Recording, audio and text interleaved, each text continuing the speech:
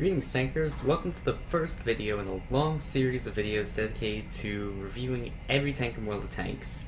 Oh wow, can you believe it's been an entire year since I made this piece of shit?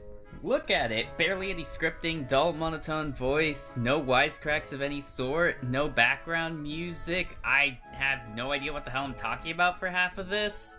Microphone buzzing out the ass?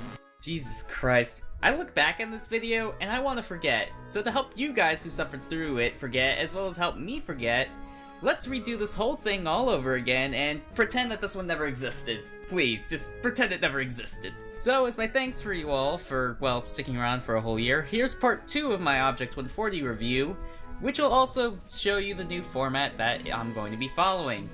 And putting it simply, no number crunching, no detailed analysis about every little freaking detail, cause let's be honest, ain't nobody got time for that! So, let's start it off with possibly the most complex part of the tank, the armor. Now, on paper, the armor is going to read as 240 millimeters on the turret, 180 something on the side, and something else on the rear. Why am I only mentioning the 240 directly? That's because that's the only part that's going to be relevant, because if you're getting shot in the sides and the rear, well, you're kinda in a bad spot. Now, while the 240 is as advertised, there is like a massive slab at the front of the tank that is 240, and the parts that aren't are auto-bounce angles. The only exception to that is the top of the tank, which can easily be penetrated by anything with greater than 120 millimeter rounds. And there's an even smaller section above that one that can be penetrated by anything greater than 90 millimeters. So, yeah. TLDR, you have a 120 millimeter, shoot the top of the tank. You have something 90 millimeter, shoot the very top of the tank if the cupolas aren't an obvious weak spot. The hull armor is mediocre at best, because again, the same thing, like the top of the turret, the numbers don't tell you everything. 100 millimeters at the front, 80 at the side, and the rear, again, not worth talking about. Now the side I bring up because people think, oh, you can side scrape in this thing, right? Wrong! The reason why you can't side scrape in the vehicle is because, unlike most other tanks, which have it as listed 80, it's actually 50 millimeters, and it's taking into consideration the track spacing, and not only that, but there's a section of armor underneath that is 40 millimeters thick. No, correction, it's even weaker than that. It's actually 20. So have fun with that. Putting it simply, there's a bar underneath your tank that if they shoot it, it's going to pen. Always. Do not side scrape in this vehicle. Ever. Unless you know they don't know how to shoot that damn spot. Otherwise, you're just gonna be penned over and over and over and over again. 1900 hit points, it's nothing to scoff at, but even still, you're on the lower end here, so don't expect to be taking too much. Firepower. This is where the 140 strong suit is. And the reason for it? Its fantastic initial rate of fire, 9.09. Forget for a moment that you have a gun rammer, ventilation, brothers in arms, and food. You see that number? This is the kind of DPM you expect from a tank that is, well, absolutely not this vehicle. It's just so weird to find a high damage per minute platform on such an, well, average vehicle. It's something unusual. But putting it simply, you always want to be trading 2 shots for 1 against your opponents. That's basically how the gun amounts to. If you can shoot an opponent, shoot him once. If you can get away with doing it for free. If he gives you more opportunities to shoot him again, just shoot him more times. If you guys have to trade shots, make sure you trade 2 or more shots for his 1. Don't ever let him just trade shots with you because your 320 alpha is practically pitiful.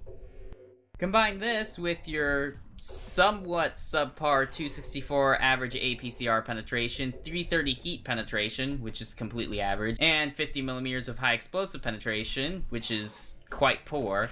You really, really don't want to be not wasting shots. But putting it simply, the gun itself, its best purpose though, is not shooting people, it's not dealing damage, it's blowing their feet off with precise shots as long as you aim.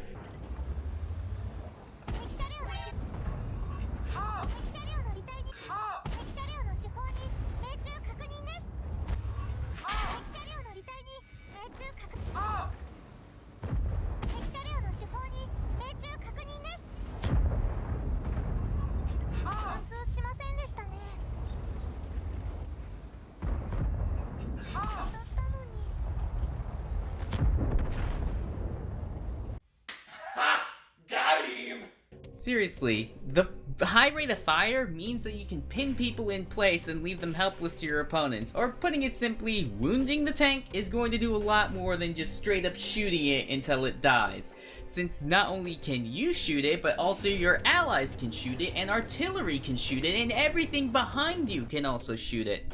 This is particularly true of tanks that tend to overextend, because if they blow their repair kit, oh man, they're going to be feeling it if you retract them. So, high DPM. That means it must come at the cost of accuracy, right? Well, again, you'd be wrong, because 0.35, while it's not fantastic, there are definitely tanks that aim a lot better, it's definitely worse, and considering how high the DPM is for the tank, its accuracy being only 0.35 is actually a given, considering that tanks with higher rates of fire have worse accuracy than you do, and tanks that don't have higher rates of fire but still have better DPM, with the exception of the S tank, still can't fire nearly as accurately as you can. So yeah, there are a lot of tanks that fire more than you do as far as your raw damage per minute, but most of them are never going to be accurate enough to snipe weak spots at mid to long ranges. And while you can't be as accurate as an E50M or a sniper tank or anything along those lines, it's definitely enough to keep people's legs, well, immobilized, and it does really well at mid-range. Combined with good on the move, well, you shouldn't have a hard time hitting things. Mobility. This is where things start to get fun, cause while the weight is only 36 tons, it's got a pretty pitiful horsepower per ton of 15.98. But don't let this dissuade you though, because your tank has absolutely fantastic off-roading capabilities. Want to drive through mud? You can do that. Want to drive through swamps? You can do that. Concrete? Well, I mean, you're put at a disadvantage here, but it still does a very good job. What about softer terrains? What about water? Yeah, there are very few tanks that are going to outcompete you as far as your off-roading, meaning they can easily just dart around the battlefield in pretty much almost every environment, with the exception being swamps, and even then, you're going to be going faster than most tanks that are driving across it. Combine this with an average top speed of 55. I say average because there are tanks that are slower, like the Centurion Action X and the Patton and the T62A, but there are also plenty of tanks that are faster, like the TVP, the Batshat, the AMX-30, and the Leopard 1. So it's kind of right there in the middle. It's not slow, but it's not fast either. Concealment. Now this is where the 140 also shines in, and it does better than its other counterparts because it can, well, basically be about as close to an S-tank without actually being an S-tank or a dedicated tank destroyer. But you're gonna suffer a bit as far as not being able to benefit from the bush camouflage, as well as the fact that you really have to position yourself and stack camouflage up in order to make the most use of it. And again, there are some sneakier tanks, but I wouldn't consider it a downside at all. Spotting. Literally average 400 meters view range. This is something you should expect from a tier 10 vehicle. Anything that doesn't have 400 meters view range has it higher than 400 with very few exceptions. So, now that we got through all the things, how would you want to play the vehicle? Literally however you damn please. This thing is an incredibly versatile vehicle. If you need to scout, well, you pick the 140. Do you need DPM? Pick the 140. You need to make a push? Grab the 140. Do you need to hold a flank? Grab the 140. Do you have the better opportunities to snipe? Grab the 140. Do you need to rush people head on? Grab the 140. This tank is incredibly versatile. There's not a single thing that this tank can't do, but there are also a bunch of other tanks that can do what it can do, but do it better. Most notably, more specialized tanks like the E50, the S-tank, or in the case of better mobility, the Batshat, the 30B, or dedicated light tanks, or better on-the-move platforms such as the Patton, the 62A, whatever. But there's never really anything bad about the tank aside from the pitiful hull armor that makes it even possible for lolly tanks to just rip right through you. But even still, it's quite a versatile vehicle, and I would definitely recommend doing so. So, now that this has been all said and done, let's go ahead and go to the next new part, the grading system. The grading system is basically going to compare this to all other vehicles of the same class at the same tier, and basically rates them in the following categories. All you just need to know is that if the mark is green, the tank is excellent. The mark is yellow, it's average. Mark is red, it does piss poor. It's not worth looking at in this respect. So, rounding it down. Survivability. I mean, your turret's good. Firepower. Out the ass. Best case scenario, you kill an enemy in less than a minute. Worst case scenario, you trade 2 shots for 1 or get a free shot on them. Decent accuracy, but considering how fast the gun fires and how many ankles you can shoot off your enemies, it's definitely worth having. Mobility. It's average. Like, don't expect to be going anywhere fast, but don't expect to be, you know, lagging behind in a slow vehicle. Concealment. One of the best, but again, not great because there are tanks that are better. Spotting. Literally average. Like, give me a tier 10 medium that doesn't have 400 meters view range. Please. Versatility. I mean, it can do the job of almost anything. I did say that when I was talking about that, didn't I? It can do literally everything. It's just not the most efficient in doing everything, if you catch my drift. There are tanks that can definitely do some of its roles better, but not all those tanks can do what this thing does. And lastly, competitive viability. Now, see, this is more orientated towards Clan Wars, so how does the 140 fare in the Clan Wars respect? Well, it's a tank that you should have in your garage, unless you have a 907, in which case, yeah, the 907 is going to be better for Clan Wars. But that's one very specific tank for that role to fill. If it wasn't for the 907, the 140 would still be the top pick for Russian mediums, and is the preferred over the 3 99% of the time. The exception, of course, being that damn 907 and the niche T22 SR. So, picking out your equipment. This part is very important because this also determines what kind of playstyle you have. If you want to be a DPM elitist, then you'll want to choose the following. Grab vertical stabilizer along with a gun rammer. This also will apply to the next build. And grab ventilation. This will give you the highest potential that you can get your crew up to. Next, take for the crew 6 cents, then full repairs. Then grab repairs for the commander, snapshot, smooth ride, and safe stowage. Then after that, grab brothers in arms.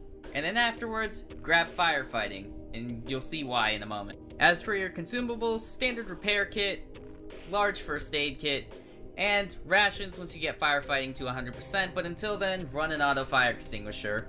This will basically give you the best rate of fire that you can possibly get out of the vehicle at 5.57 without the food, and with the food, you'll be going down as far as 5.22. Okay, let that sink in. You're shooting everyone nearly every 5 seconds. They can't run away anymore. But if you don't feel like being a DPM elitist and instead want something that's more versatile, here's a second build for you. Drop out ventilation in favor of optics, grab 6 cents and repair again for everyone, grab repair for the commander, instead of grabbing other skills you grab camouflage for the rest. Then after camouflage for the rest of the crew, then you grab snapshot, smooth ride, and safe stowage, and then after that you pick up brothers in arms and then go into firefighting. This build is more orientated towards making the most of 1, your 480 meters view range once you start getting your skills stacked up, and 2, the benefit that you have from brothers in arms combined with your optics, combined with basically anything else that you have for the crew. It's very, very good at spotting vehicles, though again, there are tanks that will do better, because there's always tanks that will do better, but even still, with a top speed like that, combined with its good concealment, you're gonna have a pretty easy time spotting enemies without having to worry about overexposing yourself. And that's about it. Be sure to stay tuned for the next World of Tanks tank review. I'll have links for the playlist in the video description, as well as having a little card for when they finally introduce that into mobile, because I haven't seen that on mobile. And also, well, if you did enjoy the video, hit the like button down below, and if you want to see more tank reviews before anyone else, go ahead and hit the subscribe button. I will not only just be having tank reviews coming out, but also the World of Warships review that's supposed to be coming, and a game that's going to make you question my life choices. Later, nerds!